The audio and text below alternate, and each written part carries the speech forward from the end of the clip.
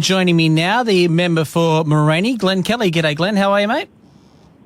I'm good, mate. How are you? Not too bad. I got the early morning wake-up call to come and fill in for Aaron because he decided to have man flu today. So you got me.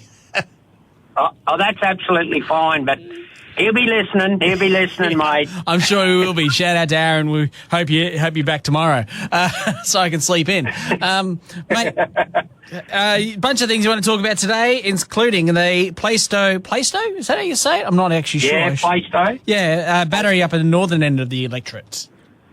Yeah, so this is an interesting one. The Chinese giant Trina Solar has withdrawn their development application for the Plaistow BESS.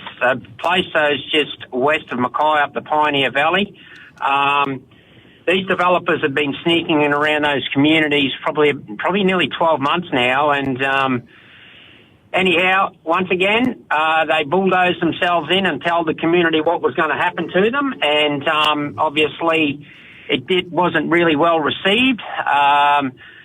There was a proposed call-in on this project back early this year, and that made these developers realise that someone's watching them, and then obviously there was the call-in process, which happened on the 3rd of March, and here we are now. They've withdrawn the development application from council. So it's a very interesting one.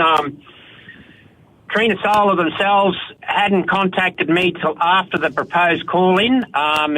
These sort of things are disappointing when it comes to these big developments such as BESS. We changed the legislation on the 12th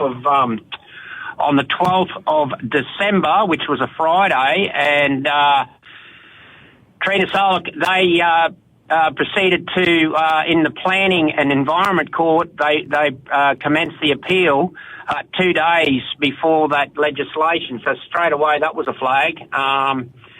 So well done to those communities up there. They deserved the win. I think there was over 700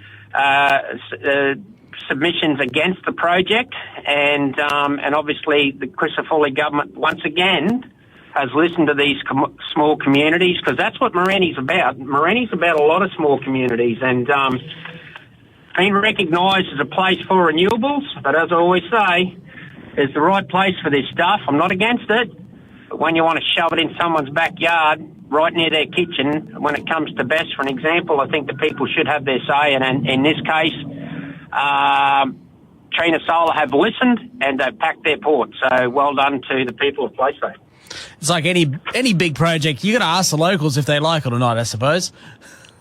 100%, mate. It is so important. You know, the change of the legislation, obviously communities come first, councils have come second, the developers now, they come about 10th, and that should have been the case originally. But anyhow, moving forward, well done to that community, and well done to small communities who do need a voice.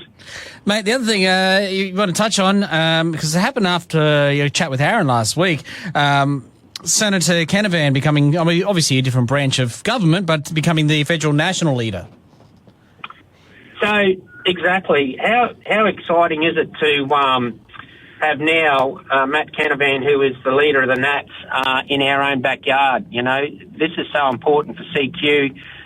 He is the LNP, Liberal National Party, and when you have likes of him, Michelle Landry, member for Capricornia, Collie Boyce, member for Flynn, and then obviously Kirkland, Nigel Hutton, myself, for the state team, all in one hub. It's pretty important for our region. It makes us very strong now as a voice.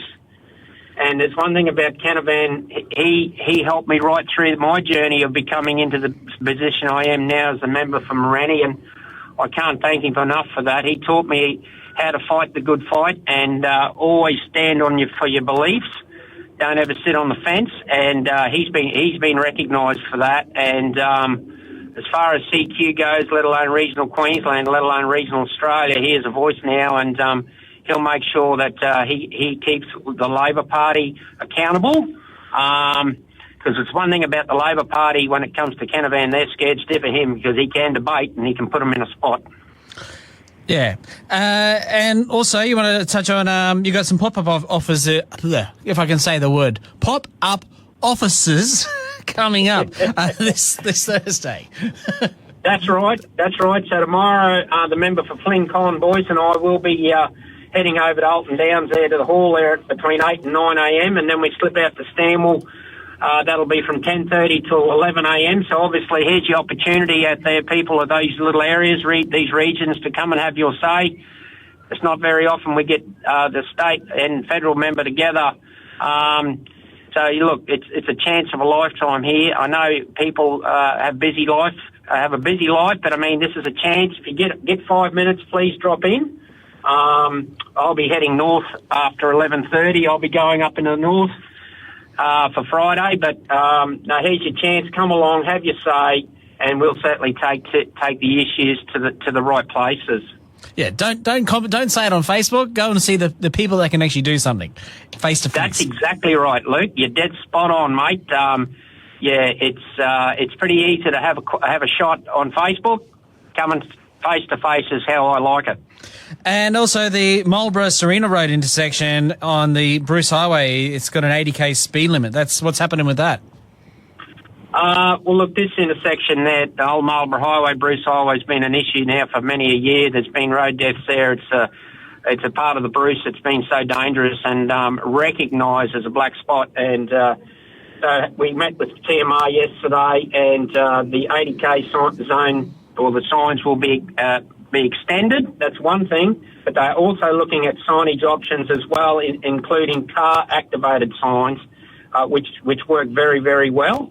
They're flashing signs, so they've recognised that there's other work to be done in there with signage as well, and just on top of that, obviously pretty excited from the Marlborough Township north to Toowoomba Creek, which is 27k, is going to be, well, they're working there right now to get that Bruce back on track in that corridor there, because it is one of the more dangerous spots. So plenty going on up around Marlborough, which is good to see. And the people in that little area there, they deserve to be looked after too. And finally, mate, the CQ Mud Bash. Are you getting involved in that, are you?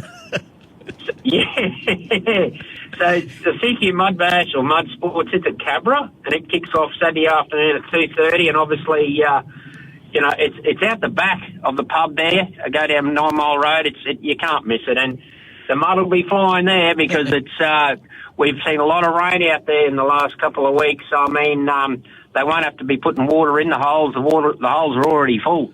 So they'll be shooting mud out over the crowd. There's no doubt about that. But I hope to get there in the evening there. I was there once before, and it was a bit of a giggle show, I'll tell you. So they'll turn it on.